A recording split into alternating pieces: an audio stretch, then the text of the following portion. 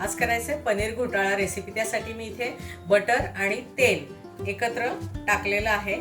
ते गरम झालं की आपल्याला त्याच्यामध्ये टाकायचं आहे जिरं आणि कसुरी मेथी।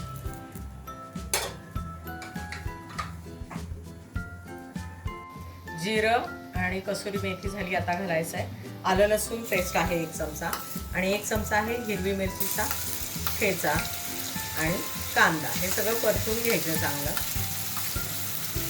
घालूया चवीनुसार मीठ आणि हे छान परतून घ्यायचं आपल्याला। कांदा परतून झाला की त्यात घालायचे मटार, हे परतून घ्यायचं। आता मटार परतले की याच्यामध्ये टोमॅटो पण, एक कांदा मोठा आणि एक मोठा टोमॅटो असं वापरलं याच्यामध्ये आणि 1 वाटीभर मटार। इथे 200 ग्राम पनीर घेतलंय, ते आपल्याला किसून घ्यायचं आहे। मटार चांगला परतून झालाय। आता याच्यामध्ये आपल्याला घालायचा 1 चमचा कांदा लसूण मसाला। तुम्ही जो वापरत असाल घरात ते मसाले वापरले तरी चालतील।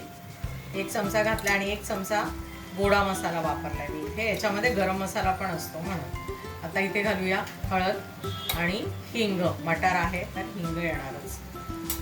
आता हे छान परतून घ्यायचं आहे। आता मसाला परतून झाला। आता याच्यामध्ये हे किसलेलं पनीर घालायचं आहे आणि हे पण परतून घ्यायचं। पनीर घालून परतलं की याच्यामध्ये घालायचं गरम पाणी।